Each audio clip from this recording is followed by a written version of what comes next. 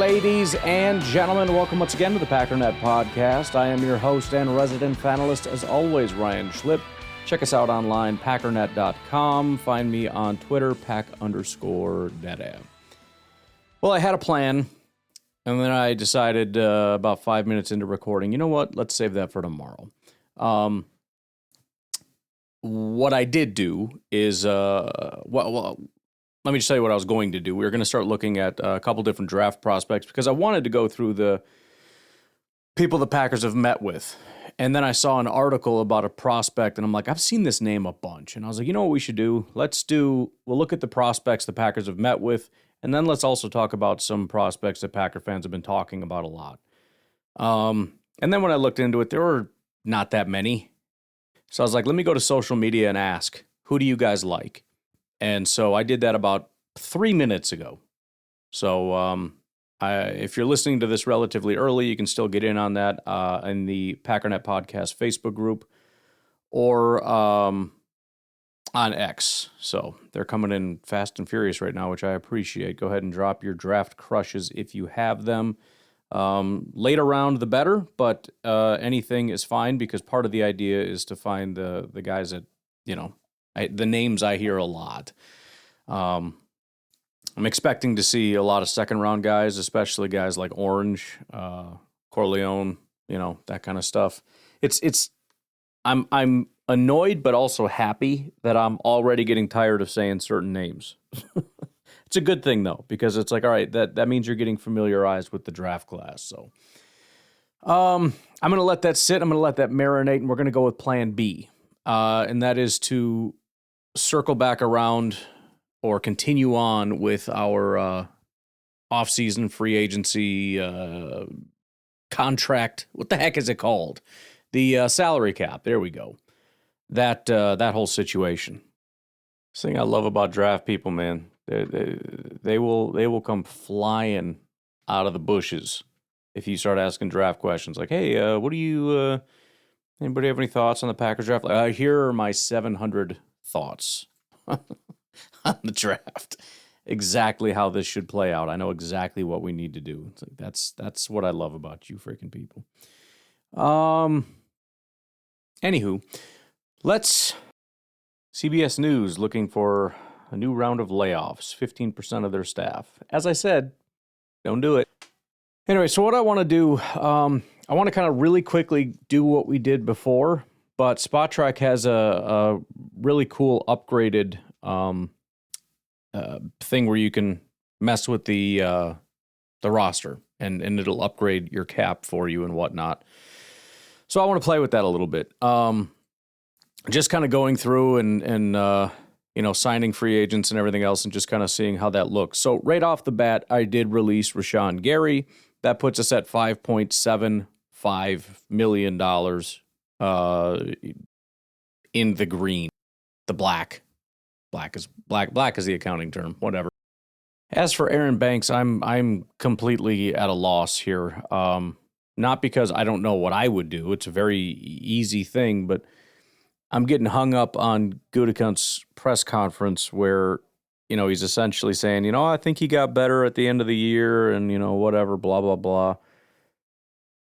I mean, it doesn't really matter, because they haven't gone through the process of deciding what exactly to do quite yet, and he's not going to tip his hand on any of that stuff. But I'm just trying to think, okay, so if he stays, what is the best possible scenario for him staying? What could we possibly do with this guy? He's looking to be a $25 million cap hit for us. That's just a shocking number.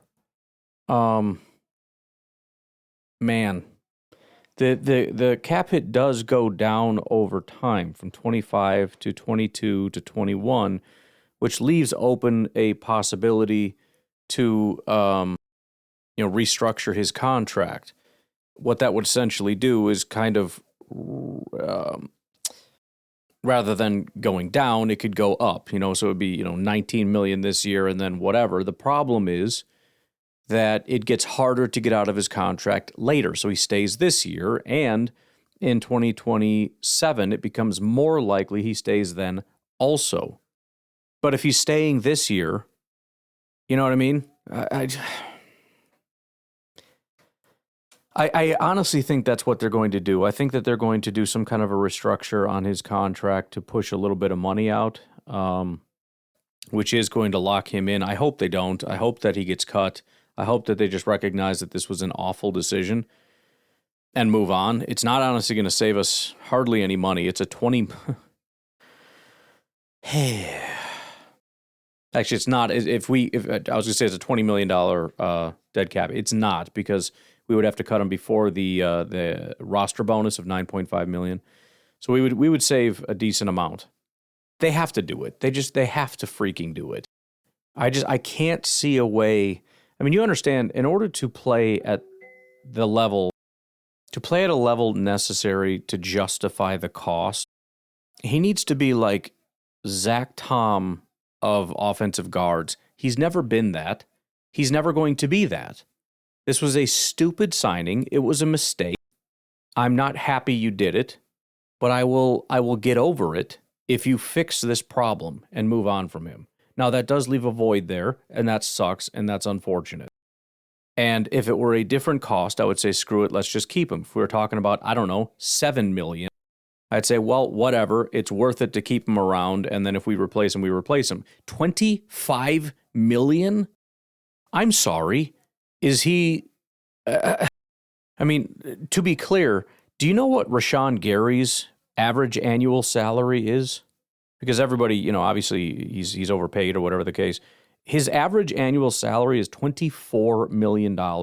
That means, and I understand this is a different year that this happened. This was signed in 2023, a whole 2 years ago. That means when we paid Rashawn Gary to be an elite pass rusher, when we're giving him top-of-market pass rusher money, we paid him $24 million per year. And we have a well below average guard that is set to but cost us against the cap $25 million. I can't do this. I can't. It's not the point of what we're trying to do today. I should just let somebody else handle Aaron Banks, because I can't not have a freaking fit whenever I talk about Aaron Banks. I wonder if they'll give me the option to cut him before his... I bet they won't even let me do that. Well, I tell you what, I don't think they're going to do it anyway, so I'm just going to do a minor restructure here. Not a major one. So there's two options, one to bring it down to 19.6, one to bring it down to 12. That would have to add 2 void years, meaning he's going to stick around for a while, and when he leaves, it's going to cost us $1 billion. I don't think that that's necessary. We're going to do a minor conversion here to keep Aaron Banks to free up, I don't know what, $5 million, $6 million, somewhere in there. Puts us to $10.9 million. As for Elton Jenkins, I've said I think it's entirely possible for a pay cut in general, but that's also not an option. So I think I'm just going to end up releasing him. That's a big one, because Elton Jenkins is another guy that we're paying 24. So, I mean, we got $50 million tied up in 2 offensive linemen.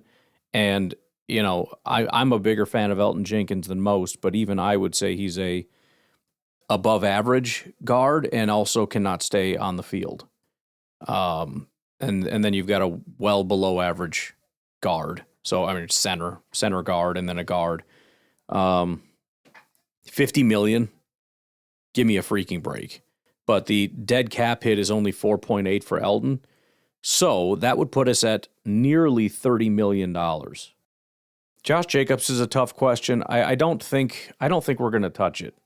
I don't think he gets an extension. I think that they're going to try to phase this thing out. I don't think they're in any emergent or urgent need to get rid of him. I mean, they may, but I don't see that as a necessity. He's only 28. I think he's still their best running back, and I don't think that Brian Gutekunst views this as a tear down rebuild year. You know what I mean? He still wants to kind of push for the top team, and that would include having a very, very good running back like we have. We got to fix the offensive line. And I also don't think any kind of a restructure makes sense because he's got 1 year left. I mean, you would just be killing us in 2027 unless you're looking at an extension. That would be the only real option I could see is possibly an extension, which might seem crazy as half the fan base seems to think we're going to cut him. But there is an argument to be made about an extension, especially if you think his value is quite a bit lower. You know, if you can offer him an extension that would lower the average value of the contract, kind of dilute what's available on his contract, as well as still provide yourself some flexibility. Obviously, that means he's going to be on the team for the next 2 years. But I think you feel good about, you know, you're not going to have any desperate, dire, like, oh man, we got to get out of this. That would put him at 30 years old when you're having some flexibility to get out. And it also lowers the cap for 2026 and potentially 2027. And then it starts, you probably be in a situation where you're giving yourself cap flexibility in 26 and 27. And by 28, it's going to spike. And you're in a situation where it only makes sense to cut them. It's kind of one of those unfortunate poison pill kind of contracts where it's like, we're going to put more money in your pocket. We're going to give ourselves some flexibility. It's kind of good for all parties. However, we both understand what this means, that when you hit 30, you're probably gone. So I'm just going to do that just for the heck of it because I kind of talked myself into it. Again, it's kind of unnecessary. They could let it go. 14.5 is a little high, I would say, but I don't think that they would necessarily view it that way, but I'm going to do it anyways. So just to give you an idea, I kind of ran through a couple different options with the robot here. So essentially, we would offer him a $20 million signing bonus on a 2-year extension. That way you spread that money out over the duration of the contract, and then you drop the 24 and 25 base salaries down to minimum, essentially telling him, look, you got your money in by way of signing bonus, and so you're going to make, you know, $1.2-ish million as far as your base salary over the next 2 years. So that means we're basically paying him almost nothing in base, and we're just paying that signing bonus plus what was remaining on his old contract, which puts you at about 7-8 million, something like that. So 9 in total. So 8 to 9 million, something like that over the next 2 years. It drops his price. But then what happens is it spikes in 2028 to like $19-20 million. Something we're not going to pay, and we can get out of it pretty easily. So that would probably be what happens. Okay, so we officially dropped him down to $9.4 million. That brings us up to about $35 million in cap space. Keyshawn, I think I said we're going to leave. We're going to leave a lot of these guys that are a little bit further down. And for fun, why don't we go ahead and give new contracts to some other guys like Christian Watson? I'm going to poke around and see what we got here on Watson. First of all, Spotrac has his average annual salary at $15.6 million, which would be fantastic, by the way, because, you know, top of market wide receiver money is massive. Obviously, there's a bunch of injury stuff involved here. I don't know necessarily where his salary is going to be at. That feels kind of low to me. In fact, what I would probably compare him to is closer to Jamison Williams, who got a $27 million contract. The other guys he's being compared to, You know, like the only other one that's somewhat comparable is Deebo Samuel, but he's 29 years old when he signed. Jamison was 24, but also Christian's better than Jamison. By the way, I know that the audio is getting cut off here. I keep looking back and seeing that. It's very annoying. My computer's lagging is essentially what it is. So when I speak, it takes a second for that to actually get to my software. I don't exactly know why. So when I pause, it cuts it off before it gets there. So I have to, that's also why there's gaps when I speak, because I have to speak, wait, okay, there, now it finished, and now I can pause or whatever nonsense. All right, so we got a couple baselines here. I think 15 is low. I think 27 closer to Jamison makes sense. Let me keep looking, though. I'll tell you what, why don't we do this? I think we've found a good stopping point here. So just to clear up where we're at, based on, cleaning up cap, we got ourselves to about 35 million. There's other stuff we can do, but I don't feel the need to at this point. seems like we're in a good spot. We still have a couple extensions, and I want to focus on that next. And really, I'm just looking at Tucker Kraft and Christian Watson. And so I want to try to get an idea of what kind of value they might have. Go ahead and do those extensions, see where our cap's at, and then we have to look at signing some free agents and kind of see where we're at from there. We may have to go back and change some things, et cetera, et cetera. But that is kind of where we're at so far, so we'll take a break and we'll be right back. All right, so, after poking around, there's a lot of different thoughts. I'm gonna go high on Watson and see how it goes. He may come in a little lower. I think the absolute lowest you can expect to see as far as a per year is like $20 million, which is really low. And then on the high end, you've got the Jameson Williams side of 27-ish, and it could be above that. I don't know. So I'm going to give him the $27 million average per year. And then without getting too far into the weeds, the bottom line is his new cap hit is going to be at $8.763 million. So Watson is locked up. Our cap space hasn't really moved very much. We're at $32.9 million. And again, I don't really care so much if I'm right or wrong on the issue. It's not really about that. It's kind of just where I'm leaning as far as how this is gonna go. For me, it's more about and for me myself as well as for what I'd like to do for everybody listening is kind of set that baseline. And so when the number comes in, it's either holy crap, that's high, or wow, that's a lot lower than I thought. Way to go, Russ Ball and Brian Gutekunst. And of course, don't ever react to that first number. That doesn't mean anything. The devil's in the details, right? The first number is going to be the agent coming out, pushing the number to get somebody like Ian Rappaport saying, look how much money I just got my guy, right? Money Watson or whatever nonsense they were calling him. But there you go. So I'm just going to say it's 27 and we'll see what happens. If it comes in 25, 23, 22, whatever, then we got ourselves a deal. Now, it's a deal assuming he's able to stay healthy and continue playing, et cetera, et cetera. It'll also be interesting to see, years and everything else just to kind of show, are we saying we're unsure? Are we doing kind of another minor bridge where, it's let's see how it goes with the injuries over the next couple of years, or, incentives for games played and all that kind of stuff. It'll be interesting to see how that gets worked out, but I do expect it to get worked out. As for Tucker Kraft, it's a very similar situation. Tucker has always been, I think, liked by the team. Gutekunst has been obsessed with Tucker Kraft since day one, so that's a good sign for Tucker Kraft. From my perspective, though, in terms of what I think reality is he didn't really break out until 2025 in terms of legitimately being, okay, this is an actual stud tight end. And in that year, he tore his ACL. As always, it's just classic frickin' Packers nonsense. So, again, what exactly do you do? There's no question he's the guy. There's no question you lock him up. But it's complicated now.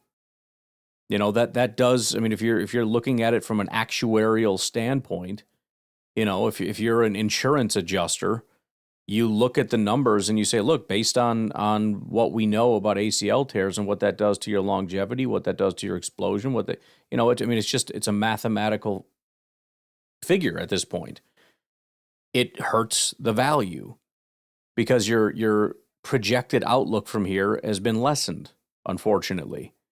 There's higher risk now, re-injury and all that kind of stuff. So, again, how do we handle that? There's a million different creative ways that guys like Russ Ball can handle this and work things out with agents. That's why these things take so long. If there were only 4 options, you sit down, you pick one. But, you get real creative with different structures and incentives and bonuses and all kinds of stuff so that both sides feel comfortable that they're both.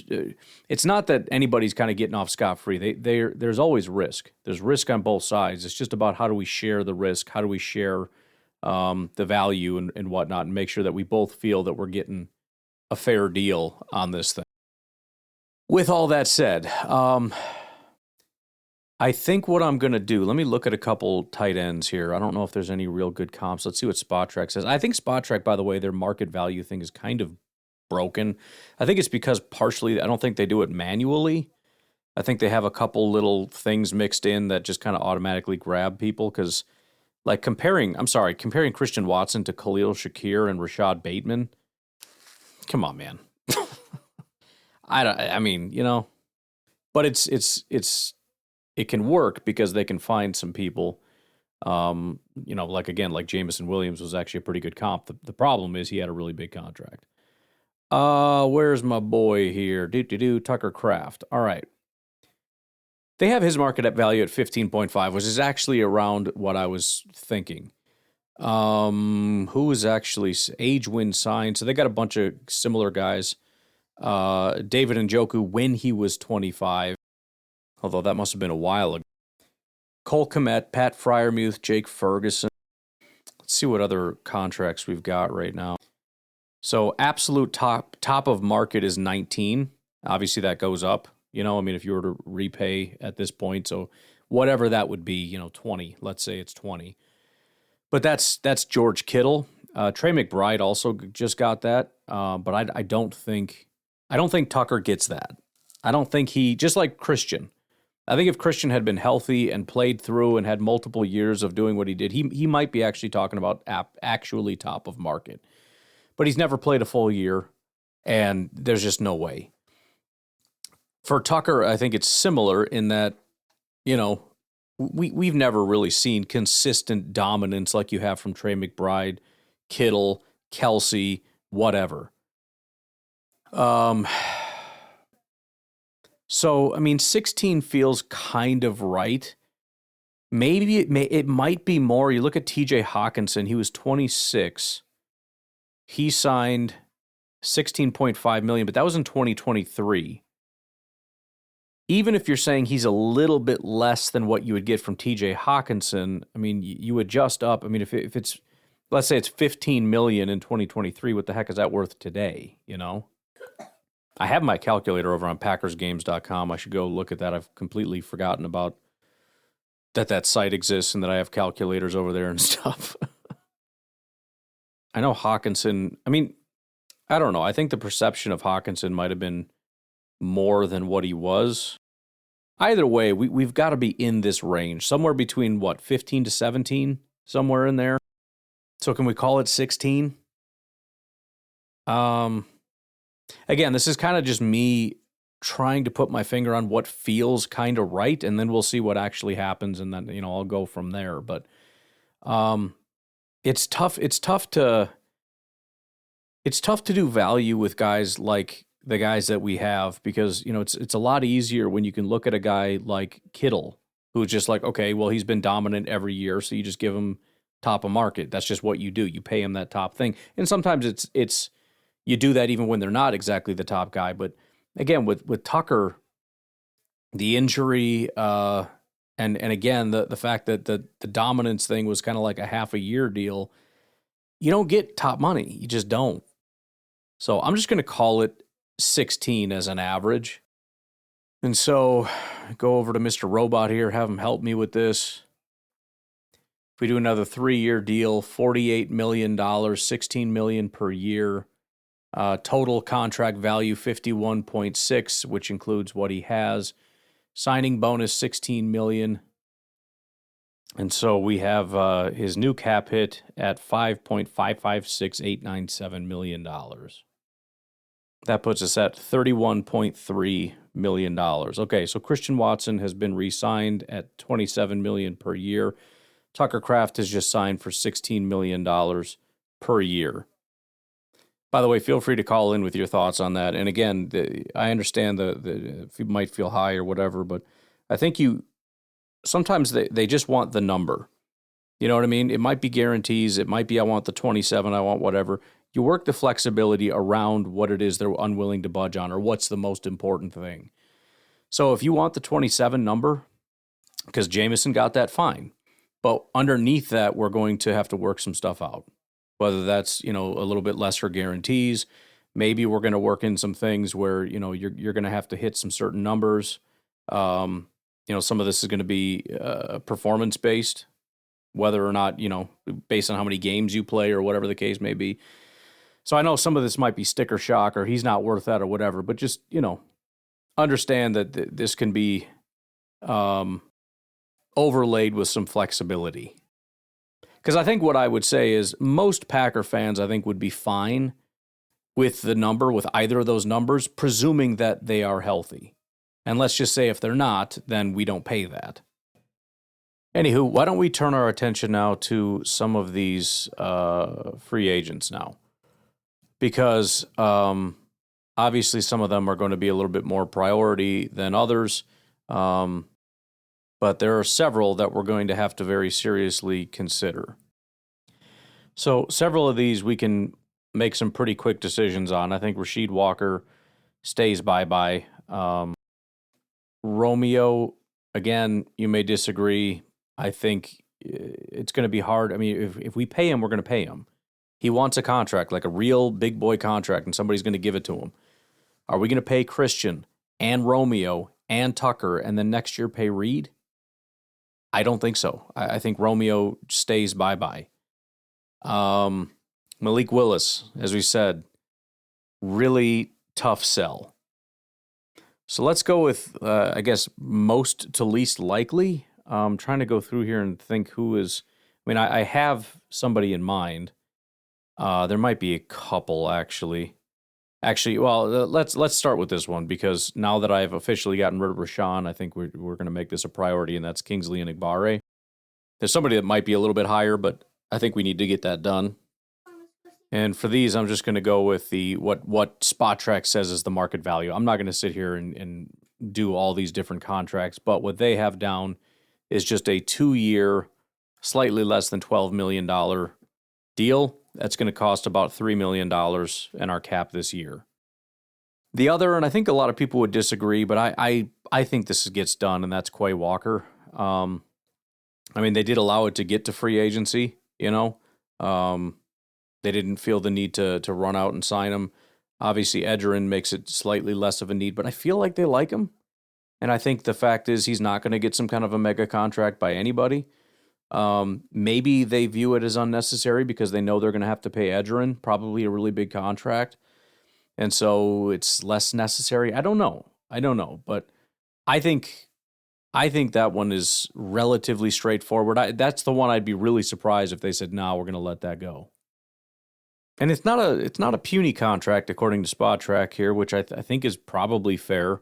3 years, about $25 million in total value. So that's, 8-ish per year. That's going to be 3.7 on our cap this year.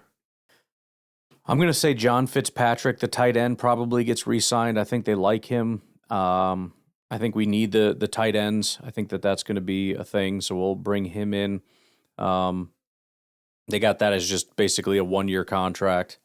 So that'll be, a little over $1 million cap hit for him. Trayvon Diggs is also floating out there, but I don't think so. Zane Anderson, how old is Zane? That's kind of it's the only thing that I think would keep him out in my mind. Yeah, he's the oldest of the bunch at 29. We had, what's his name? The guy that was in Minnesota, then in Green Bay, a couple stops, but whatever. The linebacker. He got to be like 31, and we said, okay, bon voyage. But he went to Minnesota, continues to be a good special teamer, and also we have a pretty terrible special teams. We decided apparently to keep our special teams coordinator, so I would think, although it's a little uncharacteristic, maybe not even, I think Zane stays, so I think we sign him. We'll go, no, there's all these stupid options here. Well, his previous contract was like $1 million, so let's say that's we're again doing one of those deals. Who else can we dance around here? I think Emmanuel Wilson. That's a tough one because, again, I don't think it should be tough. I'm all in. I mean, he's only 26, going on 27. He's got to come back, right? We can't let Emmanuel Wilson go. He's too talented. I just feel like the Packers are always kind of like, when it comes to that. But, last year he signed a 1-year, $1 million contract. I don't know if we can get him for that again. But let's see what options we have here. It's kind of the same stupid options.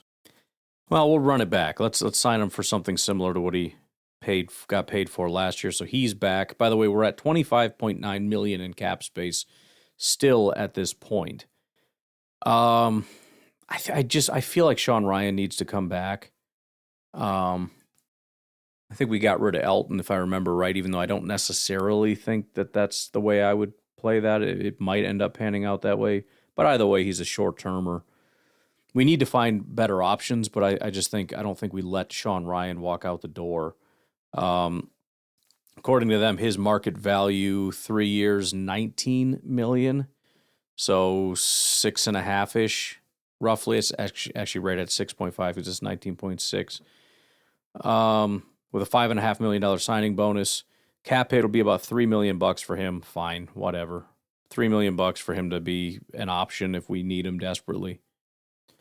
Some other options we have on here. We got Haddon, Donovan Jennings, Brenton Cox, Chris Brooks, Darian Kennard, Josh Wiley. I think Wiley's got to say, doesn't he? Mosby, Ford, Bo Melton. They really like Bo Melton. I think we're signing Bo Melton. That's not really a thing. Sure, we'll do that. So Melton stays. I think I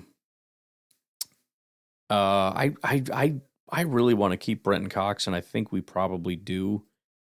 So let's do that. I think I'd also like to bring back Mosby and Wiley, edge rusher and tight end. I think that they provide some good depth. They're very cheap. All right, anybody else here? I'm going to say no to Jonathan Ford. I think, there's 320-pound to 350-pound defensive tackles if we're so desperate. Romeo's a no. Neiman, I could either way, don't really care. Kamal Haddon, possibly, but I think, I don't know. If we just leave it at that for now, that gives us $23 million in cap space.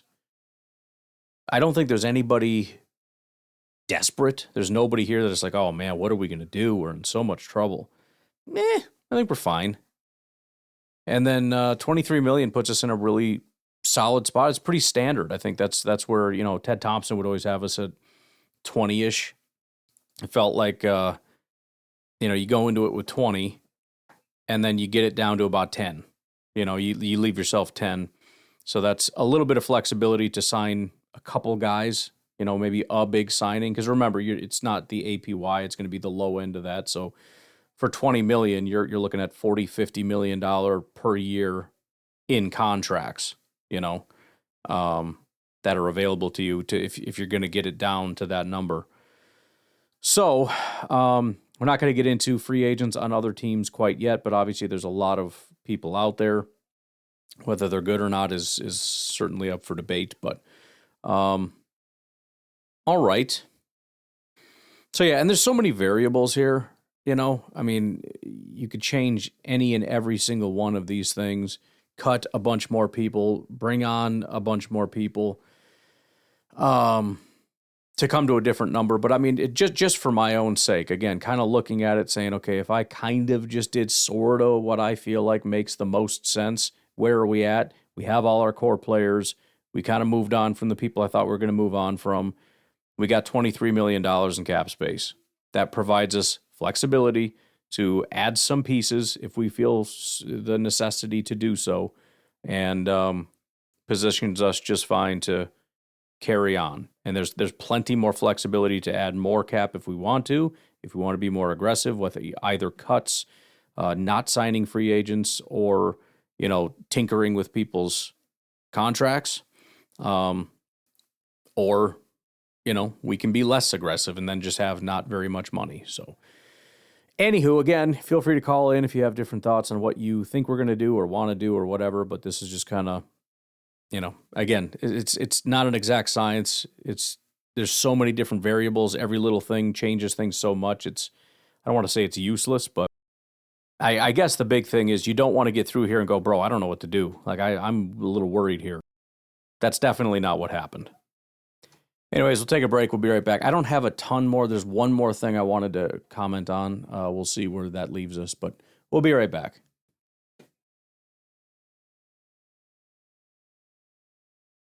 So I just wanted to comment on this because it's not in any way wrong, but sometimes I'll see an article title and immediately just think, oh no, I'm going to have 7 people send me this and it's going to cause all kinds of problems and everything else.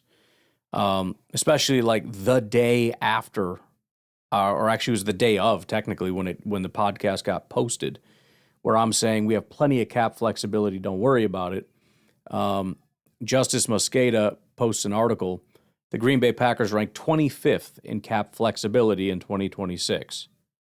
Now, before I even read the article or looked at it, I knew exactly what this was. Because if you think about it, you can't really make an article of who has the most flexibility, assuming you can just cut everybody. Well, that's stupid because you could just cut the entire team. And then if you don't do that, you're being subjective in terms of who you think can be cut or whatever. The bottom line is what this article is, and I can show you where this came from. It came from a tweet of, let's go to the tweet, the San Francisco Data Niners. So it's, a nerd guy that's a 49ers fan. How much cap space could each NFL team free up with simple restructure? And then it just goes 1 through 32. Dallas can free up $131 million, Detroit $128 million, Kansas City $109 million. Data comes from Over the Cap. Simple restructure converts payments into prorated signing bonuses spread over the remaining years of the contract. The point here is that using that method, the Packers rank 25th. The thing that I don't like, and again, it's not really anything that Justice did wrong. It's just I know that most people are going to read the title and then come to wrong conclusions, and that is we have no flexibility, we can't do anything, we're in trouble. It doesn't include cutting players who are never going to be paid the contract to begin with. So it gives the impression that we're first of all, our cap is negative, and we have very little ability to move money around, which also is a little bit silly because if you look at it, if you just look at the chart, the Packers have the ability to free up $52 million. That's a massive amount. Pretty much every team in the NFL is out of the red with that amount of a restructure. But why doesn't that matter? Because nobody's going to do that. So if I'm being completely honest, I think the chart and the data is almost entirely useless. It tells you nothing. It's essentially saying, here is a thing that some teams use some of the time. What if we pretended, for a random reason, that every single team used this tool every single time on every single player? What would that total amount come to? What is the point of that exercise? It doesn't even tell you what it says that it tells you. Ranks 25th in cap flexibility. This isn't cap flexibility. Those two things aren't synonymous. How much money can a team free up using the specific technique of simple restructuring is not synonymous with cap flexibility. It's like, the life-saving capacity of a hospital based on how many defibrillators it has. You know what I mean? Like, well, yeah, kind of. I mean, if we're looking at it from a standpoint of like everybody's having a heart attack, who could, if everybody in the world was having a heart attack, which hospital would be most useful in saving people, I guess, kind of. But number one, everybody isn't having a heart attack. Number two, there's a lot of different ways to save people's lives. There's different areas. There's surgery suites. There's cardiac cath rooms. Where they can perform different kinds of heart procedures. There's transplant rooms. There's chemotherapy. There's a lot of different things outside of just this. Why are we just zapping everybody with a defibrillator and using defibrillator quantity to determine the life-saving capacity of a hospital? You know what I mean? That's not correct. So, I guess take it as an interesting data point, as sort of like a, Jeopardy trivia kind of a deal. But you don't need to look at this and view it as a negative insofar as therefore we're in cap hell. It doesn't even take into account how much cap space we have. It doesn't take into account, again, players that are expected to be cut. It doesn't even take into account free agents. There's a lot of teams that have, half of their team are going into free agency, and some of them are looking for massive contracts. So it's not a very holistic view of cap health or flexibility for that matter. It's flexibility in a very narrow sense. In other words, it answers a question. It's not specifically flexibility. It answers the exact question that the tweet says it answers, which is how much cap space could each team free up with simple restructure? And then the question is, who gives a crap? Well, the Cowboys can free up $131 million. Cool. How much you want to bet they're not going to free up like a third of that with simple restructures? Because, by the way, simple restructures are not just like magic buttons that make money go away. Restructuring a contract is a way of punishing yourself later by trying to save yourself now. It's something that you generally don't ever want to do unless you feel you have to. It's like trying to determine who is the most like financial freedom based on how large your credit limit is. It's like, what do you mean? It's like, well, I mean, if you get into trouble, you could always like use your credit card. And if you have a higher credit limit, you can buy more things with it. It's like, yeah, but I don't ever want to use a credit card because I don't want to be in debt when I have to buy things. It's kind of a bad thing if I have to go into debt to pay for something. So I'd like to never do it if I could.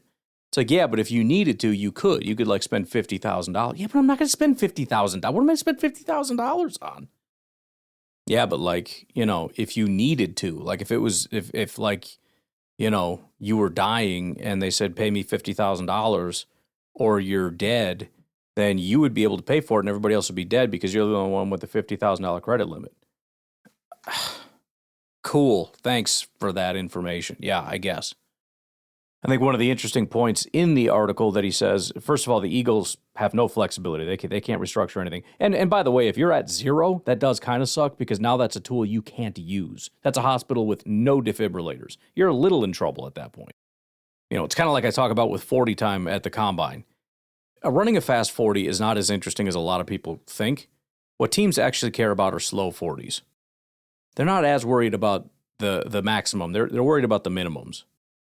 If you run a 4.29, that's cool. That's awesome. And that's going to, help our evaluation and all that stuff. If you run like a 4.7 as a receiver, you're off the board. Like you will not come here now. But what he mentions is, and by the way, the critique is largely just what people are going to think based on the title. But the short story of the NFL right now is that everyone has more cap space and flexibility than they can use, which is why there have been very few quality free agents that have hit the open market in recent years. ESPN's Adam Schefter even mentioned this, which I played that video, I believe, in regard to why they think that trades are going to be a big deal because free agency and the draft are not that great. And free agency is not great, as Adam Schefter laid out, because most teams have been able to retain their players. Why? Well, because they have all this flexibility. Think about it. If you have an elite player, we'll say Micah Parsons, even though he just got dealt, but that was a trade, right? That wasn't, they don't have the money for him. The point is, if that guy needed to get paid, they have the $50,000 credit card limit. You know what I mean? And they'll swipe the card if they need to. So nobody's slipping out the door accidentally, unless you're the Eagles, in which case they literally have no – I shouldn't say literally. Again, there's other ways of managing things. But it's kind of interesting to wonder how this has looked in the past. And if this is the case, that this is something moving forward, we're just not going to have that many great free agents. Or if it's just kind of a phase and, people are going to be using this money to retain their people, which means moving forward, they're not going to have this money, which means people are going to start hitting the market and it's kind of cyclical. I don't really know. I don't know. But I think that was kind of the important part of the article is that because teams generally have a lot of flexibility. Again, we rank 25th with $50 million in, let's call it credit card flexibility. With teams, multiple teams over $100 million. I mean, the odds that a blue chip player goes out the door is relatively low. Now, we've seen it happen for various reasons. It could be, we just don't want to pay you that money. We already have a guy. You're getting kind of old. There's personality clashes. A new regime comes in and he's 29 and he doesn't really want to be here. Screw him. I'll get my own guys. I don't want to deal with this stuff. But generally speaking, yeah, if you have $100 million in flexibility, and again, I use that term loosely because it's not like it's just you push a button and it fixes everything. You are hurting yourself. But if it's for a genuinely blue chip type of player, you do it. And you do what you have to do. Even if that means, leveraging your future. And so I think the theory that Justice Mosqueda is kind of getting into is because the salary cap is now ballooning, and remember, it grows exponentially, not linearly. It doesn't go up $10 million per year. It's growing exponentially. And so it'll go from 10 to 12 to 15 to 20 to, you know what I mean? It's really ballooning. And so teams are now leveraging that. Not only the increase in cap this year is going to massively help them, but they know that it's going to continue to do that down the road, and so they can leverage the future money, and so they can use that to pay their own players. But in addition, sort of the other thing the article gets into, which, by the way, it's over at Yahoo Sports if you'd like to read it, is the fact that now that they have so much money, not only are they retaining their players and free agency is basically a bust, but because there's not a lot in free agency and there's more money than talent, that the money is kind of chasing the talent to the point where mediocre guys are getting overpaid. And I think if that is true, and if that does hold, and if that trend not only holds but continues, then I think the only genuine way to play this is to get out of that market. It is. I don't know how else to really do that. You can't overpay people to that extent.